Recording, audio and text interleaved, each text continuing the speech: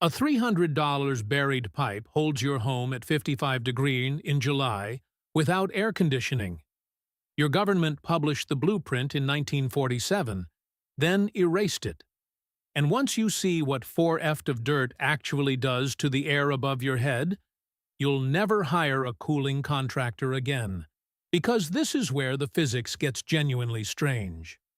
4Ft below the surface of any yard in America, the soil holds a nearly constant temperature of 55 degrees Fahrenheit, or about 13 degrees C.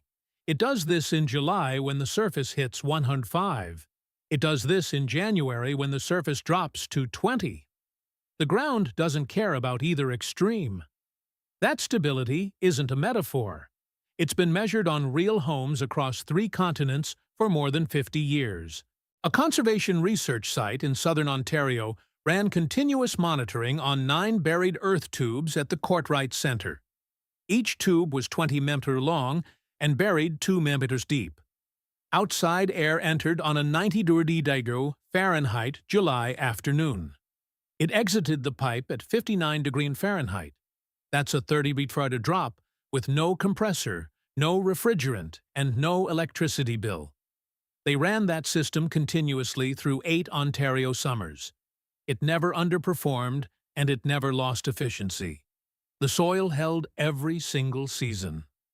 Walk into one of the old Amish farmhouses in Holmes County, Ohio, on a 95-degree August afternoon, and the air inside is cool, still, and quiet, with no humming machine anywhere in the walls. The temperature feels wrong in the best possible way. An older fellow named Eli once told me, "The ground is the cooler." He wasn't talking about anything inside the house. He was talking about something under the yard. The air had traveled 40 footers through a clay pipe buried 5 ft under his garden, and it arrived in his kitchen 20 degrees cooler than the afternoon outside. Americans spend roughly $29 billion every year running residential air conditioning. That's an average gas and electric add-on of $740 per household every summer, for a problem the dirt under your lawn has already solved for free. Every one of those dollars is paying to close a gap that a $300 tunnel closes on its own. Now, you might be wondering why, if this is so simple, every contractor in America hasn't installed one. The answer isn't accidental, and it isn't innocent either. It has a name, a year, and a paper trail. And once you know who did it, you can't unknow it. Because in March of 2020, the American Gas Association held an internal planning meeting. The minutes from that meeting became public through a series of investigative reports.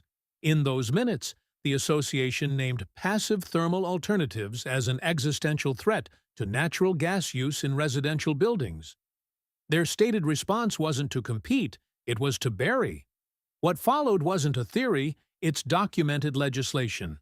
Since 2020, the gas industry and its aligned trade groups have pushed preemption bills through more than 25 state legislatures. Those bills prevent cities and towns from encouraging, incentivizing, or even permitting passive thermal systems through local building code. When researchers ran the text of those state bills through plagiarism software, the results were embarrassing. The language was nearly identical across Utah, Texas, Arizona, and Louisiana, with the same phrasing introduced by different legislators within weeks of each other. One Utah representative, when asked where the bill came from, admitted plainly that he didn't dream it up. He became aware of it from his local gas supplier. The same preemption structure applies to cooling. The main cooling industry trade body, which represents nearly every major residential air conditioning manufacturer in the country, has spent decades blocking any building code category that would classify a passive earth-coupled cooling pipe as a recognized alternative. No category means no approval pathway. No approval pathway means no contractor will touch it. And if no contractor will touch it, the average homeowner never even hears about it. That's how you erase a free technology without banning it outright. The combined United States heating and cooling equipment industry pulls in over $200 billion every year. That number includes the original sale of each furnace and air conditioner, the repair cycle, the eventual replacement, the warranty extension, the refrigerant, and the monthly utility share tied to running them. A $300 buried pipe threatens every single revenue line on that list. It replaces the equipment. It eliminates the repair cycle. It has no refrigerant to sell. And it's invisible to your utility meter, which is why it's been kept out of your contractor's manual since Eisenhower was in office. And yet the physics behind it was written down with numbers on United States government letterhead 79 years ago. But before we get to the document they buried, you have to understand the half of the physics that almost nobody explains correctly. Because when people say the ground at 4FT stays at 55 degrees because of thermal mass, they're technically right, but they're missing the more interesting half of the story. Soil isn't just a battery. It's a low-pass filter. The surface of the Earth heats and cools in a wave driven by the sun. In July, the top layer is roasted alive. In January, it freezes to granite. But that temperature wave doesn't travel straight down into the dirt at full strength. It's weakened and it's delayed. Scientists call this thermal diffusivity. For moist soil, the value is around 1/2 of a millimeter squared per second. That number looks small, and it is, and that's exactly why it matters. A summer heat wave on the surface takes months to propagate down to 4Ps. By the time that July warmth actually arrives at the pipe, it's already October, and the surface has cooled back off. The soil around your buried tube is at every single moment of the year running 6 months behind the weather above it, which means the air your pipe cooled your living room with on July 15th wasn't some vaguely constant background temperature. It was this past February's cold, delivered up through the dirt in slow motion, waiting underground for exactly when you needed it. Your backyard isn't a freezer, it's a time machine. The summer chills the soil next January. The winter chills the soil this July. The cool air blowing out of your return vent in August is quite literally a delayed echo of winter. Volumetric heat capacity is the second half. Moist soil stores roughly 2.5 mJ of thermal energy per cubic meter for every Wondersea change in temperature. A trench 20 meters long, 1 by 10 wide, and 2 meters deep holds enough buffering capacity to absorb the output of a small residential air conditioner running continuously for several hours. And because the thermal wave is delayed by half a year, that capacity is never drained dry. The pipe is always being refilled by weather that already happened 6 months earlier. There's one more detail that matters for real-world performance. Moist soil conducts thermal energy roughly 5 times better than bone-dry soil. So, a buried pipe running under a grass lawn in any climate that gets a modest amount of rainfall is automatically running near the upper end of its possible performance envelope. The drier the ground, the weaker the exchange, which means most of America, most of the time, is sitting on near-optimal conditions. That's the physics every cooling industry engineer in America understands perfectly, and the physics no sales rep will ever explain to you. Because once you see the ground as a phase-shifted battery instead of a passive hole in the dirt, you stop thinking about compressors entirely. You start thinking about trenches. And a blueprint for doing it at home is older than your grandfather's first house. Tucked inside a United States Department of Agriculture Farmer's Bulletin from 1947, document number 1918 titled Ventilation of Farm Buildings, there's a full section on underground air inlets. It describes the exact configuration, the burial depth, the pipe diameter range, the intake placement, and the slope requirement for drainage. Plain language with metric and imperial dimensions side by side. Published by the federal government, distributed to agricultural extensions across 48 states, and available today through the National Agricultural Library Archive if you know the document number. Your own government told every farmer in America how to build this for free in a publication that cost 15 cents in 1947 money. Then it quietly vanished from every major building guide written after 1960. The timeline of that disappearance is anything but random. Natural gas infrastructure expanded massively through the American Midwest between 1950 and 1970. The pipelines reached every small town in the region by 1963. Gas furnaces became the default residential option. Forced air central cooling followed in the 1960s as electric utilities pushed their summer load. And because every piece of that rollout had an industry advocate, a manufacturer, and a financing chain, those technologies got written into code.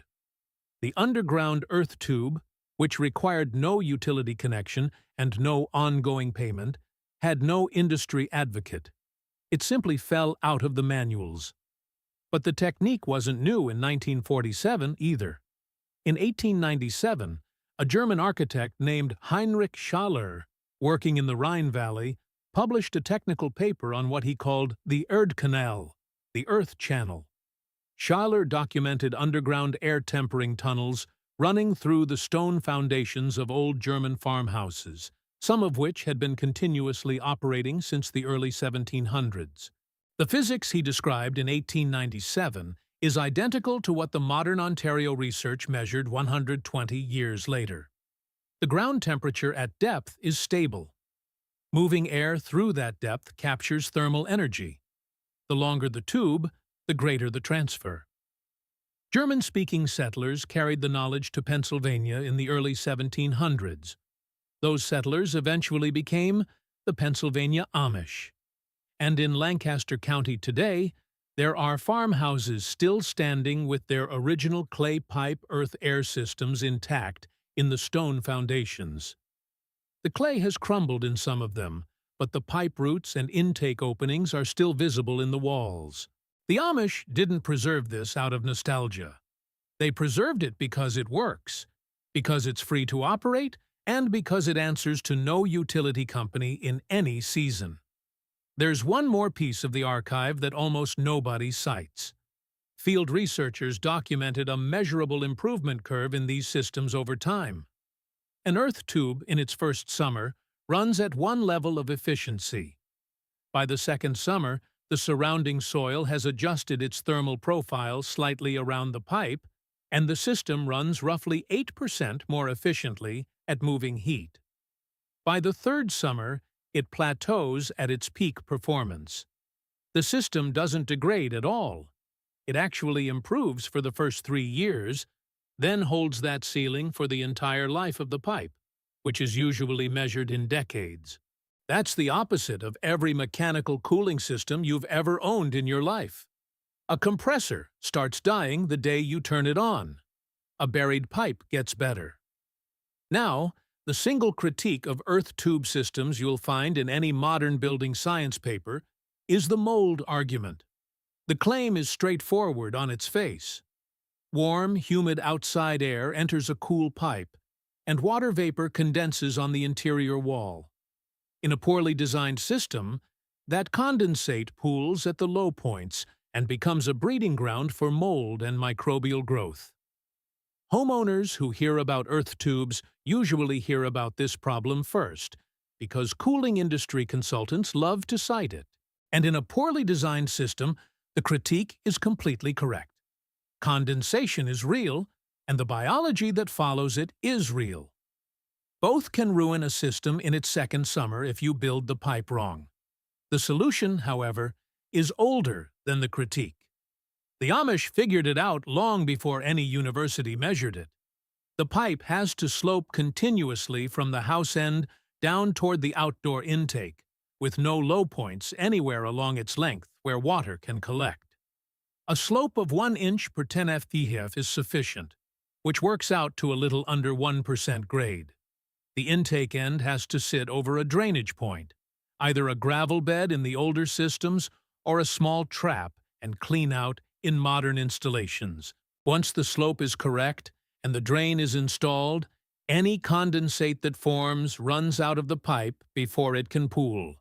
And without pooled water, there's no microbial habitat to speak of. It's really that simple.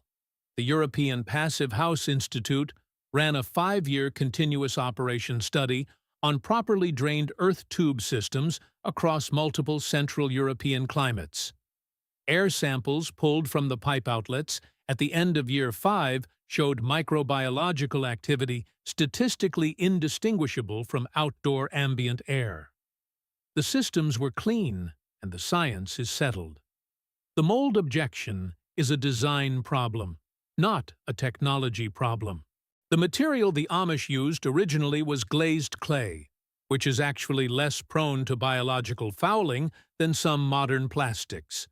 New installations use smooth-bore polyvinyl chloride pipe because it's cheap, readily available, and drains cleanly.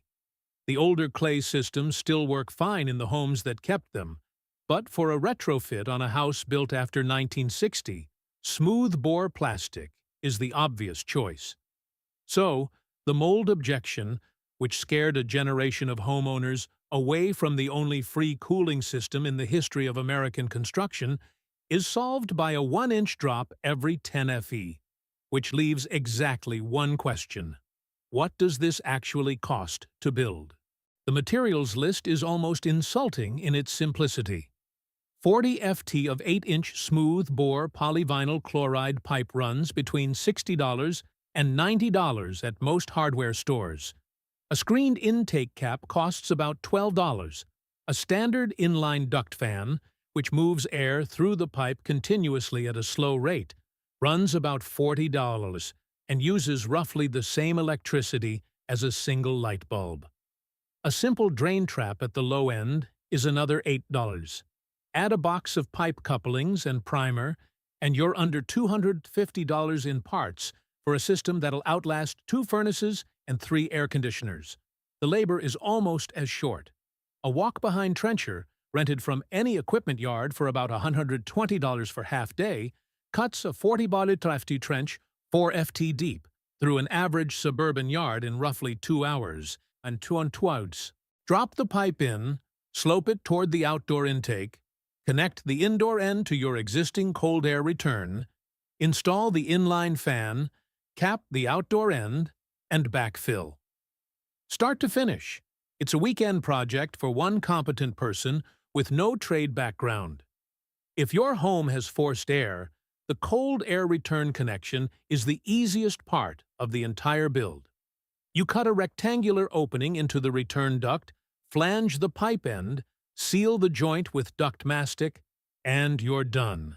The existing blower draws pre-cooled earth-tempered air through the pipe the moment the system comes on.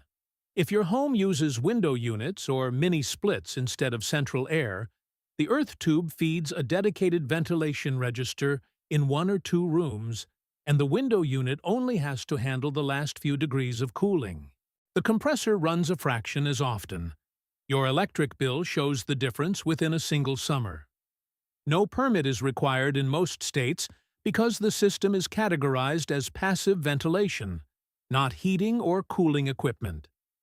That's the quiet legal loophole every preemption bill forgot to close, because nobody in the cooling industry lobby ever expected a homeowner to actually install one. The only real caveat is condensate drainage, which you already know how to solve. Slope the pipe, install the drain, and move on with your life. That's the entire system, start to finish. $300 in parts, 1 weekend of work, and 0 monthly bills for the life of the house. No contractor, no permit, and no moving parts other than a small fan that costs $50 to replace every 15 years. If this story changes the way you look at the ground beneath your feet, please subscribe and like the channel. We are dedicated to uncovering the history and technology that they have tried to bury. Let's plant the seeds for a more sustainable future. The next hidden treasure of knowledge will be opened soon.